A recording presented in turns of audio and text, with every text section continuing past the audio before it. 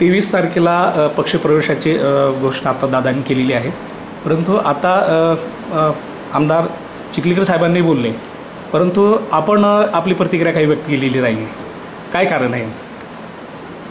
जसं आता आदरणीय दादा खडगावकर साहेबांनी आपल्याशी चर्चा केली आणि आदरणीय आमदार प्रताप पाटील चिखलीकर साहेबांनी चर्चा केली. राज्याचे उपमुख्यमंत्री अजितदादा पवार यांच्या राष्ट्रवादी काँग्रेस पक्षामध्ये या भागातील विकासाचे जे उर्वरित प्रश्न आहेत आणि आमचे सर्व सहकारी कार्यकर्ते आहेत त्यांना संधी मिळावी आणि विकासाचे प्रश्न सुटावेत या दृष्टीने हा पक्षप्रवेश आहे.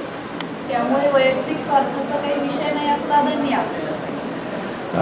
अगोदर BJP मध्ये होता, नंतर काँग्रेसमध्ये आला, काँग्रेसमध्ये आल्याच्या नंतर स्थिर राहिला. जर तुम्ही कदाचित BJP मध्ये जर स्थिर राहिला असता तर तुम्हाला पक्षावर प्रवेश करण्याची संधी एखाद्या वेळेस भासली नसते.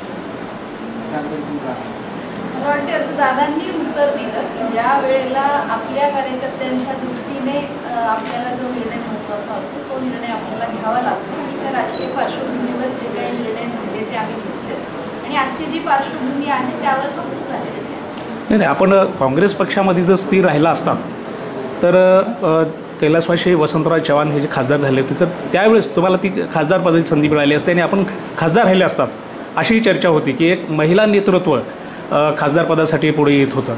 परंतु आपला पक्षप्रवेश झाल्यामुळे हे फार मोठं तुमचं राजकीय नुकसान झालं आहे असेही राजकीय वर्तुळामध्ये पडसाद उमटलेले होते. तर त्याबद्दल तुमचं काय सांगाल, काय मत त्या? मी एक कार्यकर्ता आहे. आपल्यालाही सर्वांना माहिती आहे की एक कार्यकर्ता म्हणून आमचे नेते ज्या पद्धतीने निर्णय घेतील आणि आमच्या नेत्यांच्या निर्णयाला आम्ही बांधील आहोत. त्यामुळे माझं काही वैयक्तिक नुकसान झालं असं मी मानत नाही. जे काही माझ्या कामाने मला मिळायचं आहे ते मला मिळेल हाही विश्वास माझा आहे. आणि शेवटी या क्षेत्रामध्ये आपण विकासाचे प्रश्न करण्यासाठी सोडवण्यासाठी आणि जनतेचे प्रश्न सोडवण्यासाठी आपण काम करतो. त्यामुळे त्या विकास प्रश्नांसाठी मी काम करीत राहीन एवढंच. नांदेड जिल्ह्यातील जनतेला अपेक्षा होती, आशा होती की एक खासदारकीसाठी एक महिला नेतृत्व पुढे येतं आहे आणि ते झालं पाहिजे होतं. परंतु त्यांच्या आशेवर एक तर पाणी फिरलं असं म्हणून थोडक्यामध्ये आणि आपल्याला ती संधी मिळाली नाही पक्षप्रवेशाची. ह्याच्यामुळे आता तुम्ही अजितदादा गटामध्ये प्रवेश करताय तर पुढील राजकीय जे काही आता तुमचा प्रवास असेल त्यासाठी काय काय आखणी असणार आहे? तुम्ही 2024च्या लोकसभेच्या अनुषंगाने 2 वेळा प्रश्न विचारला. 2024ची ही काही लोकसभेची शेवटची निवडणूक नव्हती. निवडणूक पुन्हा येईल, पुन्हा मला संधी मिळेल. माझं काम आहे की चांगल्या पद्धतीने जनतेशी संपर्क ठेवणे, विकासाच्या प्रश्नांसाठी सरकारकडे पाठपुरावा करणे आणि ते काम माझं मी करत राहील. जी संधी माझ्या वाट्याला यायची आहे ती येईल असा विश्वास मला. आगामी विधान परिषदेच्या निवडणुकीमध्ये मिळेल त्यांना संधी मिळेल का असे जनतेचा प्रश्न आहे. जिल्हा परिषद आगामी विधानसभा नाही जिल्हा परिषद.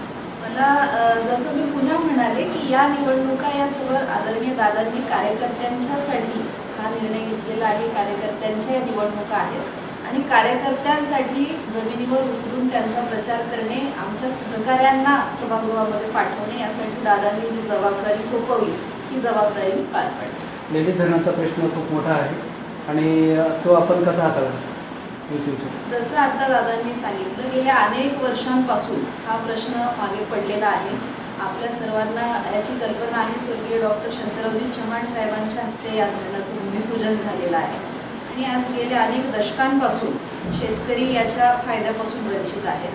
आणि ज्या पद्धतीने आदरणीय अजितदादा पवार यांनी 11 वेळा अर्थमंत्री म्हणून त्यांनी बजेट सादर केलेलं आहे. अतिशय चांगल्या पद्धतीचं आर्थिक नियोजन ते करतात आणि नांदेड जिल्ह्याच्या आणि देगलूर तालुक्याच्या फायद्यासाठी हा प्रश्न आहे. त्यासाठी काही आर्थिक तरतूद करून तर या प्रश्नाला निश्चितपणे हात घालण्याच्या भूमिकेत ते असतील आणि आम्हाला त्याचा पाठपुरावा करायचा. दादांच्या प्रवेशामुळे देगलूर आणि बिलोली या मतदारसंघामध्ये आता सध्या टोटली अजितदादा गट असं निर्माण होईल अशी अनेकांना धास्ती बसलेली आहे. आता तो म्हणजे देगलूर आणि बिलोली तालुका हा अजितदादा गट होणार पूर्णतः ही एक धास्ती होणार आहे अशी चर्चा आहे. त्याबद्दल काय सांगाल? एक मोठं नेतृत्व अजितदादा गटामध्ये प्रवेश करतं आहे.